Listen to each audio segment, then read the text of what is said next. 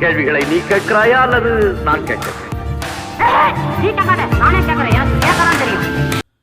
பீகார் பந்த் தேர்தல் கமிஷனுக்கு எதிரான எதிர்க்கட்சிகளுடைய முதல் பெரிய போராட்டமாக எவ்வாறு மாறியிருக்கிறது?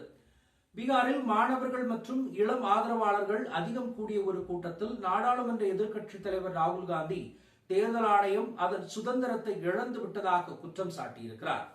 தேர்தல் வெற்றிகளை அடைய இந்திய தேர்தல் ஆணையத்தின் உதவியுடன் ஆளும் கட்சி தேர்தல்களில் வாக்கு எண்ணிக்கையை தற்காப்பு முறையில் கையாள்வதாக காங்கிரசினுடைய பலமுறை கூறியும் ஒட்டுமொத்தமாக தேர்தல் குழுவிற்கு எதிராக காங்கிரஸ் நடத்திய முதல் களப்போராட்டம் பீகார் பந்த் ஆகும் என்பது இதன் மூலமாக தெரிகிறது. அதாவது ஆர்ஜேடியுடன் இணைந்துதான் இந்த போராட்டத்தை நடத்தியிருக்கிறது. மத்திய பிரதேசம், ஹரியானா மற்றும் மகாராஷ்டிராவில் சட்டமன்ற தேர்தல்களில் காங்கிரஸ் தொடர்ச்சியாக தோல்வியடைந்ததற்கு பிறகு தேர்தல் ஆணையத்திற்கு எதிராக தெரு ஆர்ப்பாட்டங்களில் காங்கிரஸ் பங்கேற்றது இதுவே முதல் முறை. இது காவி முகாமுக்கு ஒட்டுமொத்தமாக அவ்வப்போது உதவுவதாகவும் ஒவ்வொரு தேர்தலிலும் பாஜகவுக்கு மீண்டும் மீண்டும் பலம் அளிப்பதாகவும் காங்கிரஸ் கூறுகிறது. பீகாரில் மாணவர்கள் மற்றும் இளம் ஆதரவாளர்கள் ஒரு அதிகம் கூடிய ஒரு கூட்டத்தில் நாடாளுமன்ற எதிர்க்கட்சி தலைவர் ராகுல் காந்தி பங்கேற்றிருந்தார். அதில் தேர்தல் ஆணையம் அதன் சுதந்திரத்தை இழந்து விட்டதாக குற்றம் சாட்டினார். முன்பு தேர்தல் ஆணையர் அரசியல் கட்சிகளை விட உயர்ந்தவராக இருந்தார். ஆனால் இன்று அவர்கள் பாஜக மற்றும் RSS தலையாட்டு பொம்மைகளாக இருக்கிறார்கள் என்று அவர் தெரிவித்திருக்கிறார்.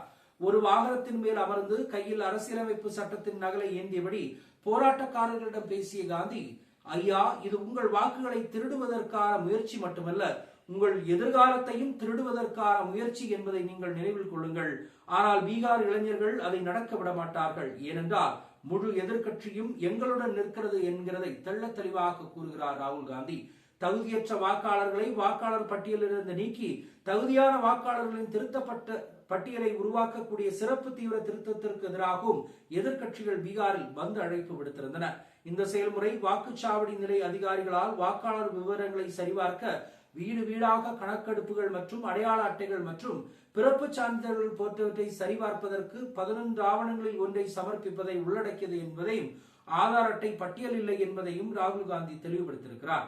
இருப்பினும் பாஜக மற்றும் மாநிலத்தின் தேசிய ஜனநாயக கட்சி தலைவர்கள் எதிர்க்கட்சிகள் அரசியல் விளையாடுவதாக குற்றம் சாட்டியிருக்கிறார்கள். தேர்தல் ஆணையம் அதன் பங்கிற்கு மிகப்பெரிய அளவில் வரவிருக்கும் தேர்தலுக்கும் முன்பு வாக்காளர் பட்டியலை புதுப்பிப்பதை ஒரு வழக்கமான விஷயமாக கொண்டிருக்கிறது என்றும் அவர்களுக்கு தேவைப்பட்டவர்களை வைத்து அவர்களுக்கு தேவையில்லாதவர்களை வைப்பதற்கான விஷயங்களை பார்த்துக் கொண்டிருக்கிறது என்பதையும் இதன் மூலமாக தெரிவித்துக் கொண்டிருக்கிறார்கள். பொறுத்திருந்து பார்ப்போம். மற்றவர்கள் சந்திப்போம். நன்றி, வணக்கம்.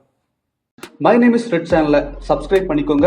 அதுக்கப்புறமா பக்கத்துல இருக்கிற ஜாயின் பட்டனை கிளிக் பண்ணீங்கன்னா ஒரு நியூ பேஜ் ஒன்று ஓப்பன் ஆகும். அதுலயும் ஜாயின் பட்டனே கிளிக் பண்ணிக்கோங்க. அதுல பாத்தீங்கன்னா credit R debit card options இருக்கு. இதுல உங்களுக்கு விசா, மாஸ்டர் கார்டு, ரிப்பே அப்படின்னு 3 ஆப்ஷன்ஸ் கொடுத்துருக்காங்க. அதுல நீங்க எந்த கார்டு சூஸ் பண்றீங்களோ அந்த கார்டோட நம்பர் என்டர் பண்ணிக்கோங்க. அப்புறமா கார்டோட வேலிடிட்டி மந்த் அண்ட் இயரை டைப் பண்ணிக்கோங்க. அடுத்தபடியா உங்க கார்டோட பின்னால CVC கோடுன்னு சொல்லிட்டு 3 நம்பர்ஸ் கொடுத்துருப்பாங்க. அந்த நம்பரை இதுல என்டர் பண்ணிக்கோங்க. அப்புறமா அட்ரஸ் அண்ட் இன்ஃபர்மேஷன் என்டர் பண்ணிட்டு பைங்கிற பட்டனை கிளிக் பண்ணிக்கோங்க. ஒருவேளை உங்க கார்டு நம்பர் இன்வாலிட்னு காமிச்சிச்சுன்னா உங்க கார்டுல இன்டர்நேஷனல் யூசேஜை எனேபிள் பண்ணுங்க.